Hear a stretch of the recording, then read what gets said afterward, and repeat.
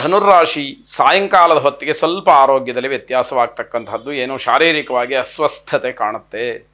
ಬೆಳಗ್ಗೆಯಿಂದ ಚೆನ್ನಾಗೇ ಇರ್ತೀರಿ, ಆದರೆ ಸಾಯಂಕಾಲದ ಹೊತ್ತಿಗೆ ಸ್ವಲ್ಪ ಸಮಸ್ಯೆ ಅನ್ನುವಂಥದ್ದು ಗೊತ್ತಾಗುತ್ತೆ. ಯುವಕ ಯುವತಿಯರಿಗೆ ಸ್ಪರ್ಧಾತ್ಮಕವಾದಂತಹ ಪರೀಕ್ಷೆಗಳಲ್ಲಿ ಜಯವಾಗುತ್ತೆ.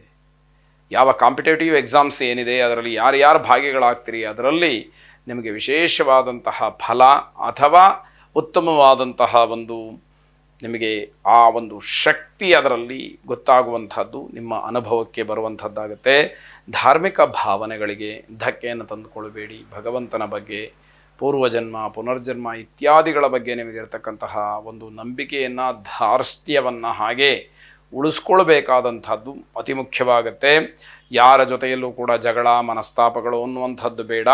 ಸ್ವಚ್ಛತೆಗೆ ತುಂಬ ಆದ್ಯತೆಯನ್ನು ನೀಡಬೇಕಾದಂಥದ್ದು. ಯಾವುದೇ ಬಾಕಿ ಕೆಲಸಗಳಿದ್ದರೆ ಇವತ್ತು ಅದನ್ನೆಲ್ಲ ಪೂರ್ಣ ಮಾಡಿ ಮುಗಿಸಿಬಿಡಿ ಅನ್ನುವಂಥದ್ದು ಇಲ್ಲಿಯ ಸಂದೇಶವಾಗಿರುತ್ತೆ. ದುರ್ಗಾ ಪ್ರಾರ್ಥನೆಯನ್ನು ಮಾಡಿ. ಜಯಂತಿ ಮಂಗಲಾಕಾಲಿ ಭದ್ರಕಾಲಿ ಕಪಾಲಿನಿ ದುರ್ಗಾ ಕ್ಷಮಾ ಶಿವಾಧಾತ್ರಿ ಸ್ವಾಹಾ ಸ್ವಧಾ ನಮೋಸ್ತುತೆ ಎಂಬುದಾಗಿ ನಿಮ್ಮ ಪ್ರಾರ್ಥನೆ ಇರಲಿ.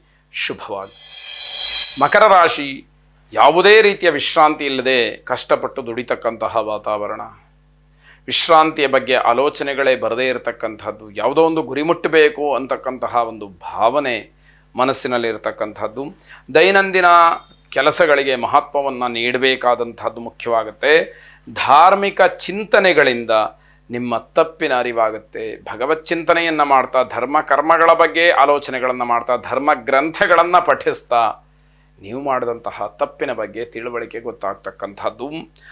ಆಗ ಆ ಪಾಪ ಪ್ರಜ್ಞೆ ನಿಮ್ಮಲ್ಲಿ ಪೂರ್ಣವಾಗಿ ಆವರಿಸಿ ತಪ್ಪಿನ ಅರಿವಾಗಿ ಆ ತಪ್ಪನ್ನು ಭಗವದರ್ಪಣೆ ಮಾಡಿ ಉತ್ತಮವಾದಂತಹ ಸ್ಥಾನಮಾನವನ್ನು ನಾನು ಕಂಡುಕೊಳ್ಳಬೇಕು ಅನ್ನುವಂತಹ ರೀತಿಗೆ ನೀವು ತಲುಪುವಂಥದ್ದಾಗತ್ತೆ. ಮಾತಿನಿಂದ ಬೇರೆಯವರನ್ನ ಯಾವುದೇ ಕಾರಣಕ್ಕೂ ಕೂಡ ಕಟ್ಟ ಹಾಕಬೇಡಿ. ಆ ಮಾತು ಅನ್ನುವಂಥದ್ದು ಅಷ್ಟು ಬಲಯುತವಾದಂಥದ್ದು. ಮನೆಯಲ್ಲಿ ಶುಭ ಕಾರ್ಯಕ್ರಮಗಳ ಬಗ್ಗೆ ಚರ್ಚೆಯನ್ನು ಮಾಡ್ತೀರಿ. ವ್ಯಾಪಾರ ವ್ಯವಹಾರಾದಿಗಳಲ್ಲಿ ಅನಿರೀಕ್ಷಿತವಾದಂತಹ ಲಾಭ. ವೃದ್ಧರಿಗೆ ವಿಶೇಷವಾಗಿ ಏನಾದರೂ ಸಹಾಯವನ್ನು ಮಾಡಿ. ಶುಭವಾಗಿ. ಕುಂಭರಾಶಿ ರಹಸ್ಯ ಶತ್ರುಗಳು ನಿಮ್ಮ ವಿರುದ್ಧವಾಗಿ ಕೆಲಸವನ್ನು ಮಾಡ್ತಾರೆ ಅನ್ನುವಂತಹದ್ದು. ತಾಳ್ಮೆ ನಿಮಗೆ ತುಂಬ ಅಗತ್ಯವಾಗಿರುತ್ತೆ. ಅಂತಹ ತಾಳ್ಮೆಯೇ ನಿಮಗೆ ಸಹಕಾರಿಯಾಗುತ್ತೆ. ತಾಳ್ಮೆಯನ್ನು ಕಳ್ಕೊಂಡ್ರಿ ಎಲ್ಲ ಕೆಲಸಗಳು ಕೆಟ್ಟು ಹೋಗುತ್ತೆ. ಮನೆಯವರ ಸಲಹೆ ಬಹಳ ಮುಖ್ಯವಾಗುತ್ತೆ. ಜಮೀನಿಗೆ ಸಂಬಂಧಪಟ್ಟಂತಹ ವಿಚಾರದಲ್ಲಿ ಸಣ್ಣ ಪುಟ್ಟ ಚರ್ಚೆಗಳಾಗತ್ತೆ. ಆದರೂ ದಿನಾಂತ್ಯದಲ್ಲಿ ಅದು ನಿಮಗೆ ಶುಭದಾಯಕವಾದಂಥದ್ದು.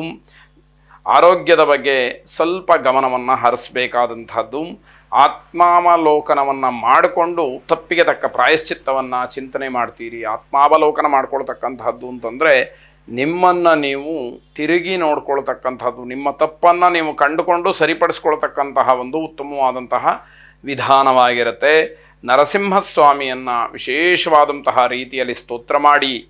ಶುಭವಾಗಿ.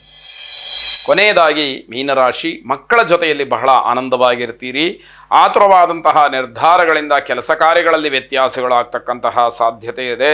ಯಾರ ಜೊತೆಯಾದರೂ ಕೂಡ ಮಾತಾಡುವಾಗ ಬಹಳ ವಿಶೇಷವಾಗಿ ಮಾತಿನ ಮೇಲೆ ಹಿಡ್ತಾ ಇರಬೇಕು. ಯಾವ ಮಾತನ್ನು ಆಡ್ತಾ ಇದ್ದೀನಿ, ಯಾರ ಜೊತೆಯಲ್ಲಿ ಆಡ್ತಾ ಇದ್ದೀನಿ, ಯಾವ ಸಂದರ್ಭದಲ್ಲಿ ಆಡ್ತಾ ಇದ್ದೀನಿ, ವೇದಿಕೆ ಹೇಗಿದೆ, ಇವೆಲ್ಲವೂ ಕೂಡ ಗೊತ್ತಿದ್ದರೆ ಮಾತ್ರ ಉತ್ತಮವಾದಂತಹ ಮಾತುಗಾರನಾಗಬಹುದು ಅನ್ನುವಂಥದ್ದು. ಯಾರ ಜೊತೆ ಮಾತಾಡುವಾಗ ನಿಮ್ಮ ಮನೆಯವರಿಗೆ ಅಚ್ಚರಿಯನ್ನು ನೀಡ್ತಕ್ಕಂತಹ ವಿಷಯಗಳು ಮುಂದೆ ಬರ್ಬೋದು.